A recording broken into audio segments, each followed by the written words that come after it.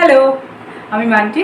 আর আজকে চলে এসেছি রান্নাঘরে, মানে রোজই আসি, এমন কোনো নতুন কিছু ব্যাপার নয়। সকাল থেকে রাত্র অবধি রান্নাঘরে বেশিরভাগ সময় থাকতে হয়। তো যাই হোক, রান্নাঘরে চলে এসেছি আর হাতে নিয়ে এসেছি কাঁচা কলা আর তার সাথে কৌটো। এটার মধ্যে কী রয়েছে বলো তো? এটার মধ্যে রয়েছে এই যে দেখো, তেঁতুল, যেটা দেখলে সবারই জিভে জল চলে আসে। তো আজকে আমি একটা কিছু স্পেশাল বানাবো, যেটা হঠাৎ করেই দুদিন আগে ইউটিউবে দেখেছি, আর সেটা দেখে আমার মনে হয়েছে যে এই রেসিপিটা একবার ট্রাই করে দেখা যেতেই পারে। আর আমি ভেবেছি, মুখ দিয়ে বলেছি, আর বর সরি এটা তো বাড়িতেই ছিল, কাঁচা কলা নিয়ে চলে এসেছে। আর এইটা দিয়ে একটা স্পেশাল রেসিপি বানাবো, তার মানে তেঁতুল দিয়ে। বুঝতেই পারছো, টক রয়েছে, কাঁচা কলা।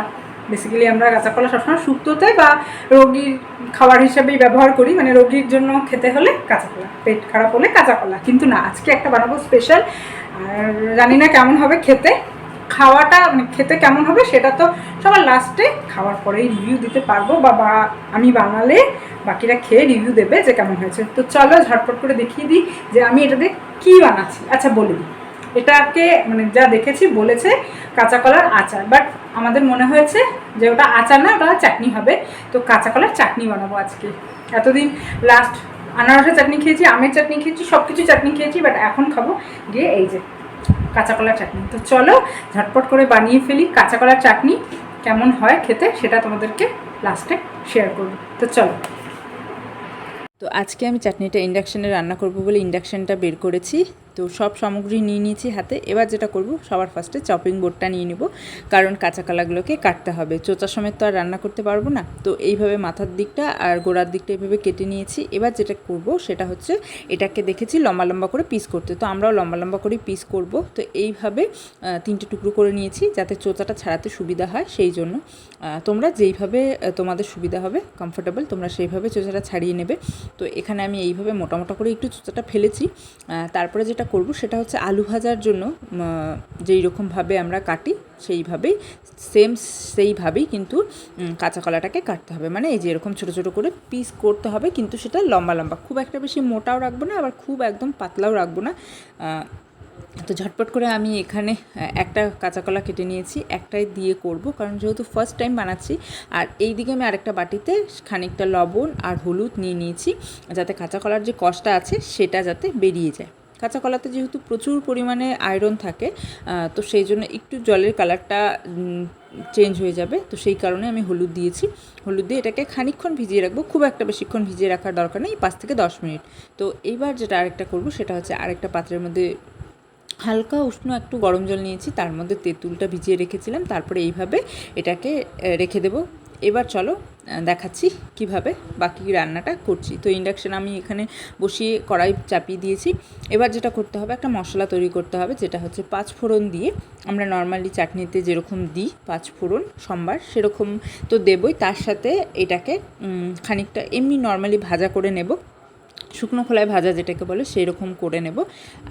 তারপরে কিন্তু এটাকে খুব একটা বেশি ভাজবো না, মোটামুটি যাতে গুঁড়ো হয়ে যায় সেরকম ভাবে এটাকে ভাজবো। তো এখানে কিন্তু আমার মশলাটা পুরো ভাজা হয়ে গেছে। এবার আমি মশলাটাকে সাইডে অন্য একটা পাত্রে রেখে ঠান্ডা হতে দেবো।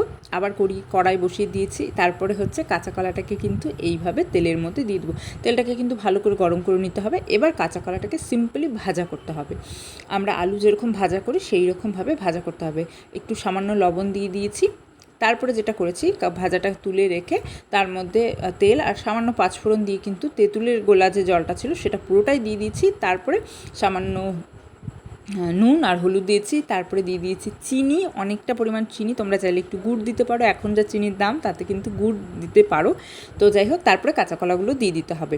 তো কাঁচা কলা সেদ্ধ করার জন্য আমি একদম আঁচটা কমিয়ে রেখেছিলাম।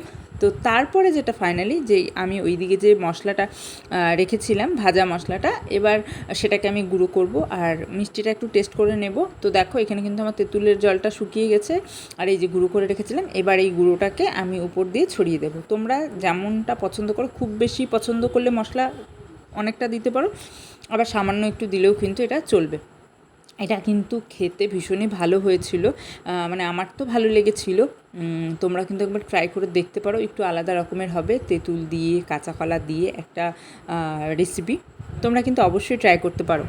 তো এই যে আমার চাটনিটা কিন্তু রেডি হয়ে গিয়েছে, আর এটা দেখাচ্ছি কেমন হয়েছে দেখতে। এই যে,